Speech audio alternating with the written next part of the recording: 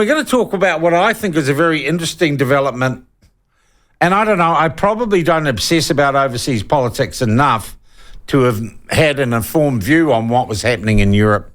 But one election completed over there, another one almost completed. And it appears the left have been resurgent. We have because of their first-past-the-post system, in terms of seats, Labour are back in control in Britain and the UK after 14 years. Keir Starmer is the new Prime Minister, or the Prime Minister-elect there. And in France, it appears the left have had a victory too, after Macron called a surprise election there.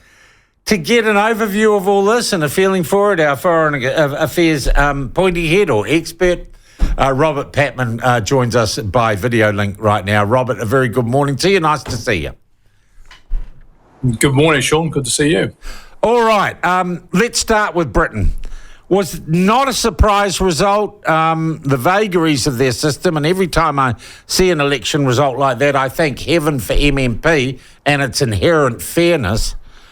What do you think that change in Britain means internationally? What does it mean for New Zealand in particular? Well, let's just dwell on that point you just made, because I think it does need some emphasis. We've got a so-called landslide.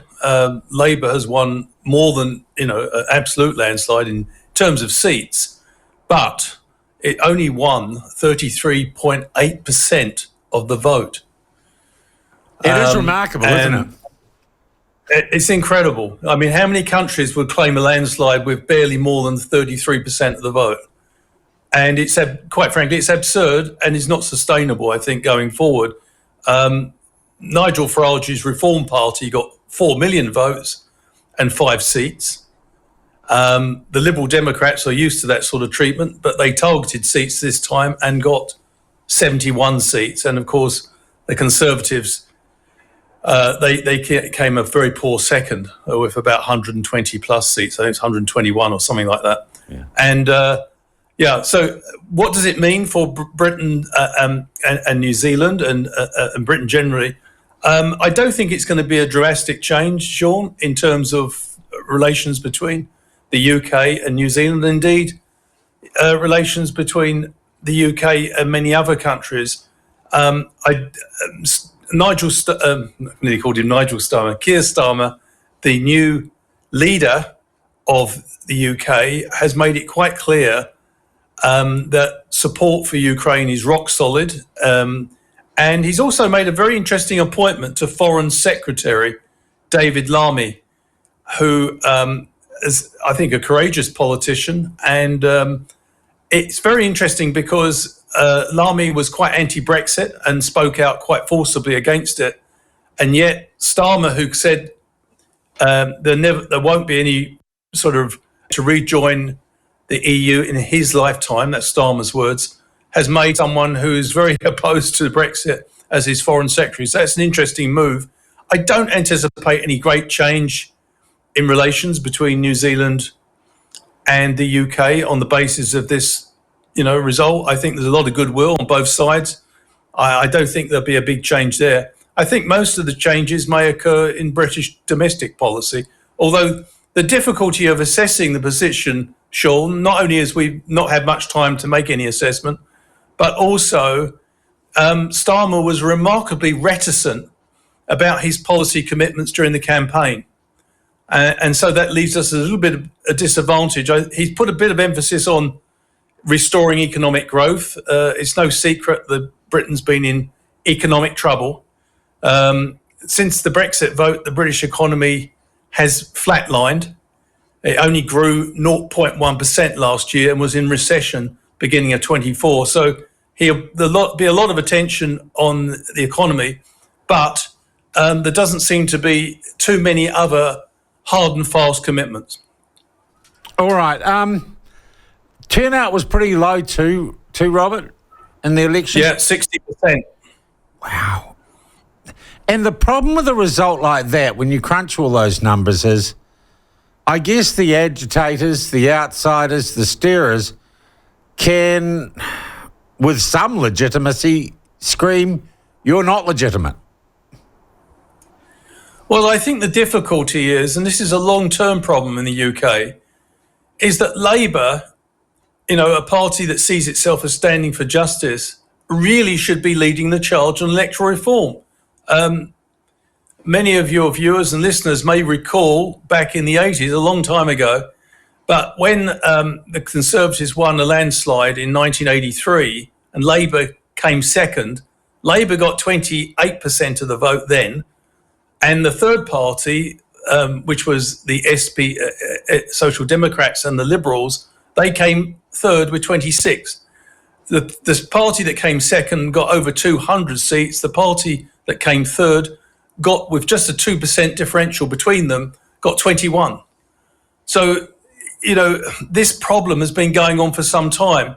And one might hope that Reform, the Liberal Democrats and the other parties are going to band together and put some pressure to make the electoral system much fairer, because I do think one of the problems is that if a party can win an absolute majority with a minority of the vote, that means the system's dysfunctional, really. Yeah. Let's go across the channel. The left looking pretty good in the French elections. Yes, there was some tactical footwork there. The National Rally, led by Marine Le Pen, that National Rally group did very well on the first round and finished first. And I think because the French system consists of 2 rounds, in the interim between the first and the second round, clearly the left and the centre got organised. They did some horse trading. They dropped out of seats to enable the best placed second person to run unimpeded against the right. It didn't happen in all seats, but clearly there's been a concerted attempt to stop the right. The right finished, the National Rally, I should say, finished about 33% at the end of the first round. I haven't seen the figures yet because they're still unfolding, but it looks like, from what we're hearing, the left and the centre have succeeded in combining to prevent National Rally from winning. All right. What does that mean for the domestic and external policies of France? More of the same or not? And I might say, and though this is from my social media echo chamber, it would appear from an outsider's view that France has got real problems with immigration and, if you like, diversity, which is why the right has been doing better in that country. Yeah, although, of course, the left and the centre claim those problems are being exaggerated for political purposes. There is problems, clearly. But how much emphasis you put on them, depends on your political perspective to some degree. But I think Macron's got a new set of problems because as president, he's going to have to deal with a prime minister, presumably from this left-centre coalition, which he's very much a centrist president, and that may mean that he has to move a little bit to the left. I don't know. Again, we're in speculation here. We don't even know the final result. I think what is important about the British and the French position is that there's not going to be any diminution, I think, for Ukraine in its attempt to eject Russian troops. There was a fear that if National Rally were the undisputed winners of the French election, that there would be the sort of detachment that Mr. Trump has promised if he becomes president in the United States, peeling off from supporting Ukraine. Yeah. But that doesn't seem to be the case at the moment. Yeah. But, the populists and the right are doing quite well in Europe generally, so we shouldn't just, they did very well in the Netherlands, did quite well in Germany during the parliamentary elections. So this is not confined to, France. The interesting thing is, of course, Britain now seems to be going in the opposite direction. In terms of?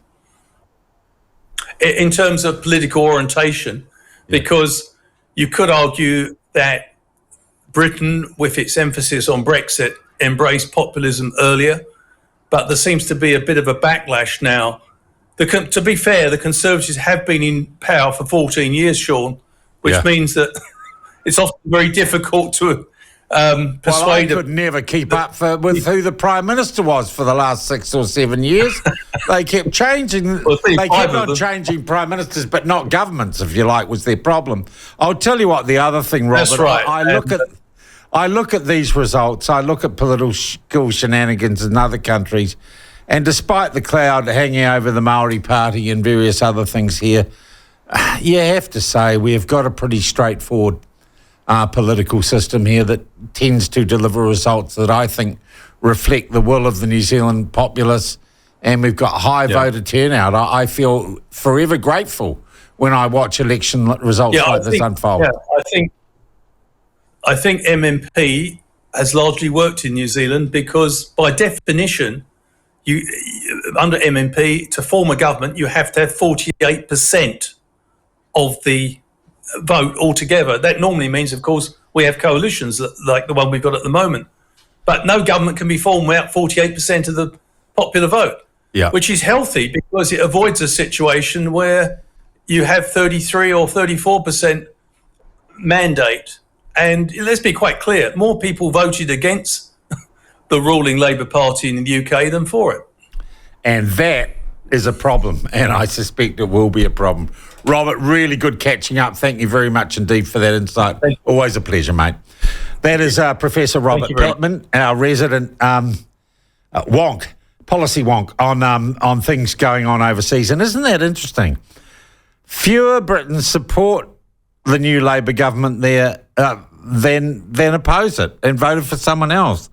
And look, complain about it as you like. MMP to me seems to work, seems to be fair, which is what you want from an electoral system, isn't it?